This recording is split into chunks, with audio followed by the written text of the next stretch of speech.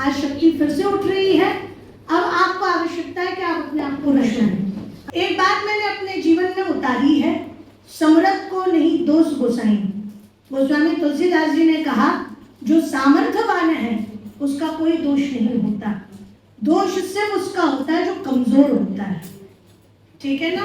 यदि आपने आपकी डेस्टिनी खुद चुनती है। मैंने अपने जीवन में 3-4 चीजें जरूर उतारी हैं और मैं चाहती हूँ कि हर महिला को ये उतारना चाहिए। जब लगे कि अब आप हार रहे हो, इसका मतलब आप अपने कर्म के सबसे उत्कृष्ट पर पहुंच चुके हो, बस एक कदम और आगे बढ़ाओ, जीत सामने खड़ी है। तो कभी भी जीवन में कुछ भी हो जाए, हार नहीं मानना। बोलो भारत माता की जय। सबसे पहले सबके लिए मंगल कामना। सर्वे भवन्तु सुखिनः, सर्वे सन्तु निरामयाः, सर्वे भद्राणि पश्यन्तु, मां कश्चित् दुःख भाग् भवेत्। मैं बहुत धन्यवाद करूंगी आयोजकों का कि उनने यह माताओं के ऊपर, महिलाओं के ऊपर जो सेमिनार रखा, उसका समय बड़ा उत्तम है। नवरात्रि का पावन अवसर है, शक्ति का यह उत्सव मनाया जाता है हमारे यहाँ पर पूरे 9 दिन तक। और हमारे कहना चाहिए सनातन धर्म में जब नववर्ष की शुभारंभ की परिकल्पना भी की जाती है तो शक्ति से शुरू की जाती है। हम ये मानते हैं कि शक्ति के बगैर शिव भी शववत है, शिव में जो ईत्व है वो भी शक्ति का स्वरूप है। इसी से आप नारी जाति की उत्कृष्टता का भान कर सकते हैं। इस संसार में ईश्वर दिखता है या नहीं, प्रकृति सर्वत्र दिखती है। ठीक है ना? प्रकृति भी स्त्री रूप है। इसके अलावा यदि हम स्त्री की महत्ता बताना चाहें तो कहा गया है, यत्र नार्यस्तु पूज्यन्ते रमन्ते तत्र देवता। जहां नारी का सम्मान होता है वहां देव वास करते हैं। हमारे यहाँ पर जब 18 महापुराणों की बात होती है तो उसमें भी देवी भागवत महापुराण की बात होती है।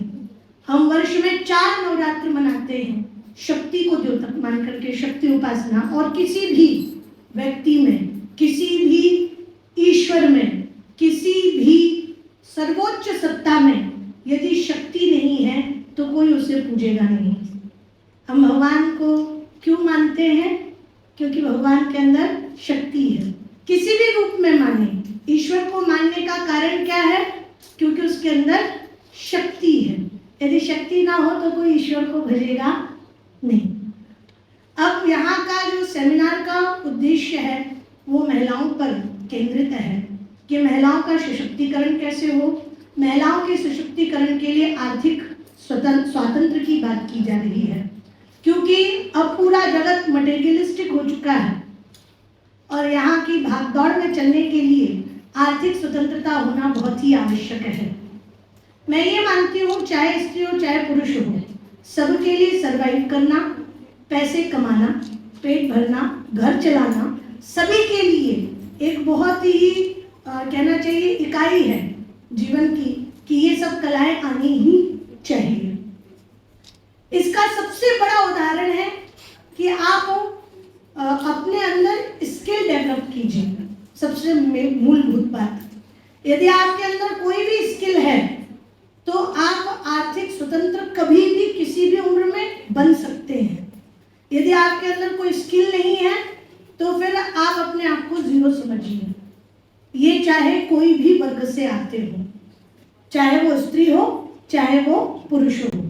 एक बात मैंने अपने जीवन में उतारी है, समर्थ को नहीं दोष गोसाई।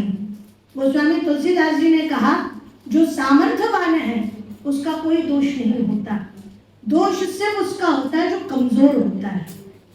ठीक है ना?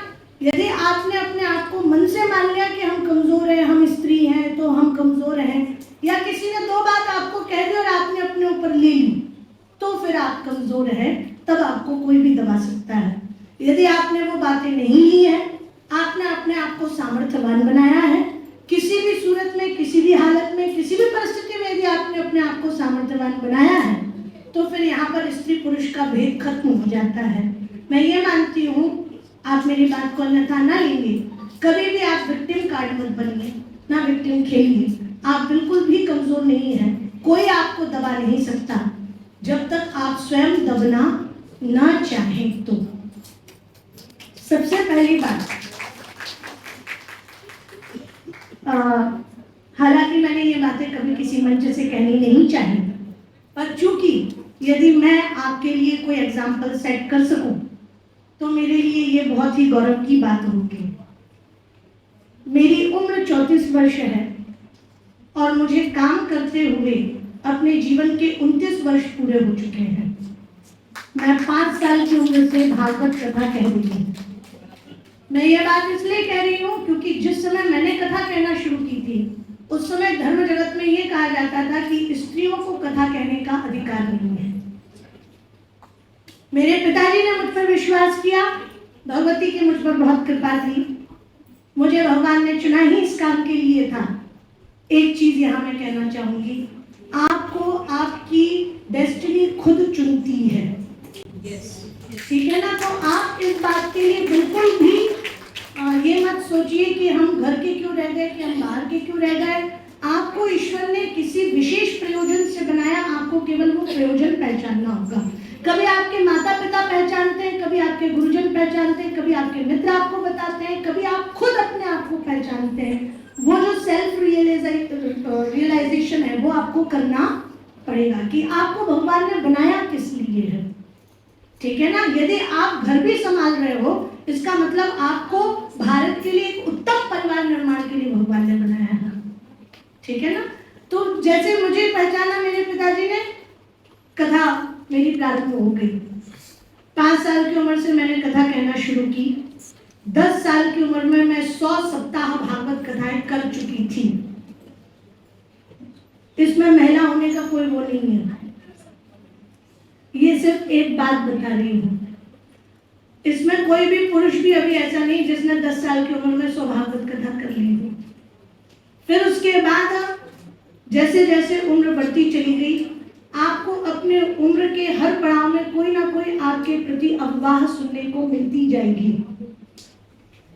ठीक है ना? जब आप काम करेंगे, जो लोग आपको जानते भी नहीं है वो भी आपके बारे में कुछ अच्छा कुछ बुरा कहेंगे। कुछ तो लोग कहेंगे, लोगों का काम है कहना। परंतु मैं फिर भी बिना सोचे समझे आगे बढ़ती चली गई।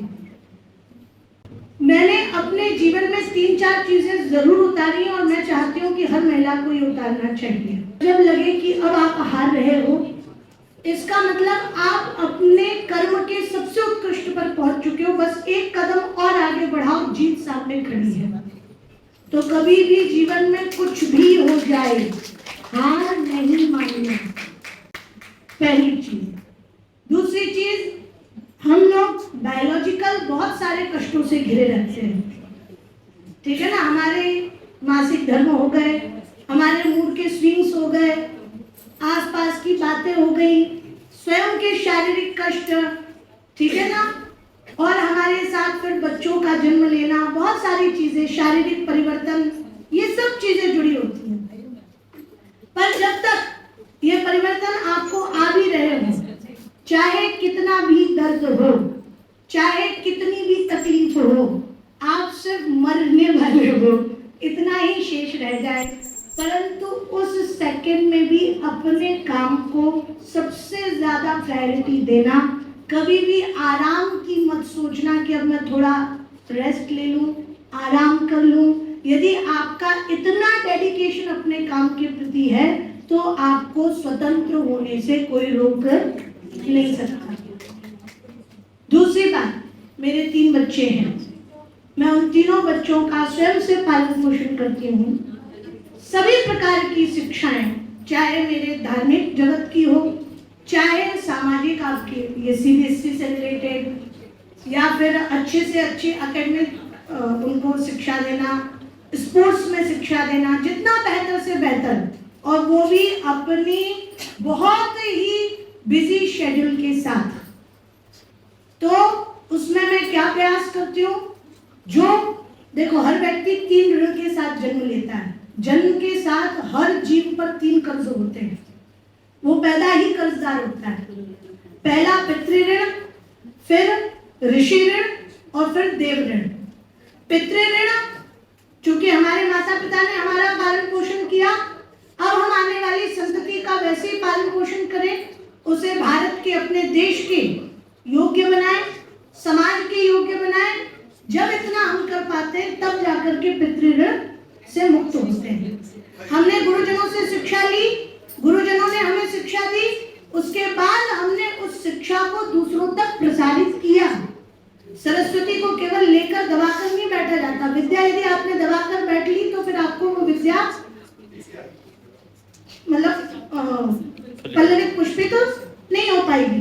तो आपको क्या करना होगा? विद्या का प्रसार करना होगा। जब आपने विद्या का प्रसार किया, गुरुजनों की सेवा की, तब जाकर के आपको गुरु ऋण से मुक्ति होगी। और आखिरी होता है देव ऋण। मैं अनुरोध करूंगी 2 मिनट का समय देंगे मुझे। आखिरी होता है देव ऋण। जैसे हमने जन्म लिया है, अब आप जो देख रहे हैं वो देखने की शक्ति आपको कहाँ से आ रही है? सूर्य नारायण की कृपा से आ रही है। ठीक है ना? आप सुन रहे हैं, सुनने की शक्ति कौन देता है? अश्विनी देव देते हैं। जीवा का स्वाद ले रहे हैं, वो शक्ति कौन देता है? वरुण देव देते हैं। ठीक है ना? ये किसी का मोबाइल है। और इसके अतिरिक्त आप जो सुन रहे हैं, दिक देव की कृपा से सुन रहे हैं, आप स्पर्श कर रहे हैं, वायुदेव की कृपा से आपको वो सेंसेशन समझ में आते हैं। कहने का तात्पर्य हमारे ऊपर देवताओं का ऋण है। वो देव ऋण कब मुक्त होता है? जब आप पूजन पाठ करते हैं, यज्ञ करते हैं और अपनी अपनी विधा से जब आप प्रकृति को वापस वो सब देते हैं, जैसे कि प्रकृति का संरक्षण करके। मेरे एक मुद्दे में यह भी मुद्दा है कि आप लोगों को प्रकृति के संरक्षण में खासकर जल ही जीवन है। और हमारे मध्य प्रदेश की जीवनदायिनी जो रेखा है वो माँ नर्मदा, ये भी शक्ति का स्वरूप, नारी का स्वरूप है। ठीक है ना? तो माँ नर्मदा हमेशा बिल्कुल निर्मल कल कल छल छल बहती रहे, प्रदूषण मुक्त रहे, इसके लिए भी मैं प्रयासरत हूँ। आप लोग भी इसमें प्रयासरत हो। कभी भी नर्मदा तट जा रहे हो, कभी भी वहाँ पर पॉलीथीन आदि किसी भी गार्बेज या वेस्टेज का वहाँ पर प्रसार ना करें, प्रवाह ना करें। कई माताएं ऐसा करती हैं कि घर का सारा पूजन का कचरा ले जा करके नर्मदा जी में प्रवाहित कर देती हैं। वैसा बिल्कुल भी ना करें। एवं किसी को साबुन का प्रयोग करते हुए, निरमा का प्रयोग करते हुए वहाँ देखते हैं तो उनको भी रोकें। हमारा तो यह भी है, सरकार से भी ये लगातार मुहिम चल रही है हमारी कि जितने भी वहाँ वेस्टेज नाले पूरे गांव के, नगर के मिलाए जा रहे हैं डायरेक्ट नर्मदा जी में, वो ना मिलाए जाएं। अब हम सोचे कि गंगा जी यमुना जी को प्रदूषण रहित कर दिया जाए तो वो संभव नहीं है, परंतु अभी भी नर्मदा जी केवल 30% ही प्रदूषित हुई है। अभी भी 70% संरक्षण की उनकी संभावना है और इसके लिए सभी को अपनी तरफ से कोई ना कोई प्रयास जरूर करने चाहिए। वो मुहिम हमारी चली रही है। मैं अपनी बात को अब यहाँ पर वाइंड अप करूंगी, पर उससे पहले मैं आपको 2 बातें और बताऊंगी। तो आपको अपने समाज को भी वापस कुछ ना कुछ देना है। आपका जन्म सिर्फ इसलिए नहीं हुआ कि आप केवल अपना स्वयं का जीवोपार्जन कर ले या फिर केवल अपने बच्चे या अपने पति या अपने केवल परिवार को चला ले। सिर्फ इतना संकुचित आप दृष्टिकोण मत रखिए। संकल्पों में बहुत शक्ति होती है और आपको शक्ति की यदि शक्ति मतलब हम नारी हैं, नारी की शक्ति बताऊं। 2 मिनट का समय दीजिए मुझे। नारी की, क्योंकि मैं वक्ता हूं ना, तो मुझे क्या है, श्रोता चाहिए।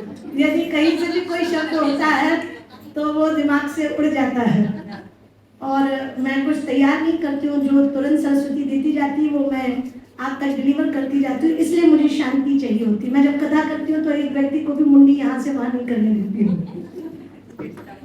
ठीक है? तो मैं अपनी बात इस प्रकार कह रही थी कि अनुष्ठानों में शक्ति का कैसा महत्व बताया गया है।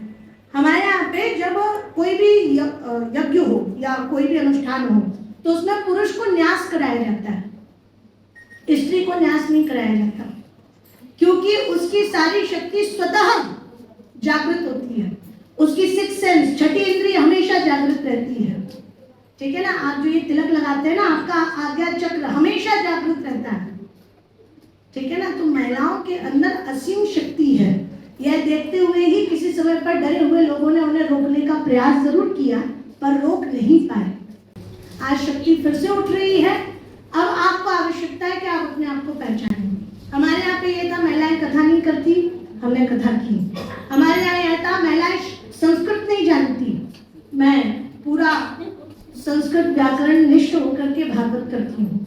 हमारे यहाँ यह था महिलाएं वेद नहीं बोलती, मैं पूरी रुद्री कंठस्थ उच्चारण करती हूँ और पूरा रुद्राभिषेक करती हूँ।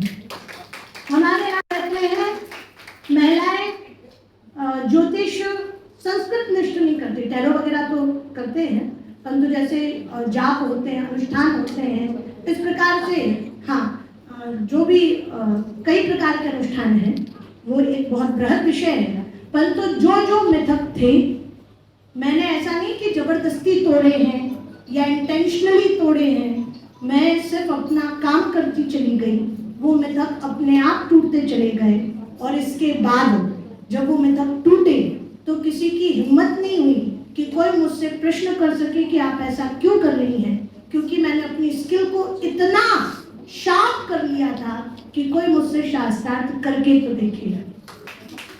तो सारी बात ये घमंड बताने की नहीं है, सारी बात सिर्फ आपके अंदर वो हिम्मत दिखाने की है कि आप यदि अपने आप को पूरा सामर्थ्यवान बना लोगे तो आपके अंदर फिर कोई दोष नहीं दिखेगा। समर्थ को नहीं दोष घुसाएं। तो आप अपनी आर्थिक स्वतंत्रता अपने हाथ में रखी हुई है, लक्ष्मी का स्वरूप है। चाहे आप घर पे रहें, चाहे आप बाहर रहें, केवल अपना काम 100% कीजिए, आराम बिल्कुल मत कीजिए। मैं हमेशा कहती हूँ सिंगल डे छुट्टी मनाना बंद कर दीजिए, क्योंकि मैं नहीं मनाती और ऐसा कोई ओकेशन नहीं है अभी कि हम छुट्टी मना सकें। सिंगल डे छुट्टी मनाना बंद कर दीजिए। अपने आप को सिर्फ वो कहते हैं ना, जैसे हीरा होता है तराशता रहता है, अपने आप को तराशते रहिए। आपके आगे जो चाहोगे वो संभव हो जाएगा। केवल चाह के तो देखो, वो कहते हैं ना, पूरी ताकत से आसमान में पत्थर तो फेंको, सुराग कैसे नहीं होगा, तबीयत से उछाल के। ठीक है, तो आप बढ़िया अपने आप की शक्ति को पहचानिए। इस शक्ति उत्सव की आपको बहुत बहुत शुभकामनाएं।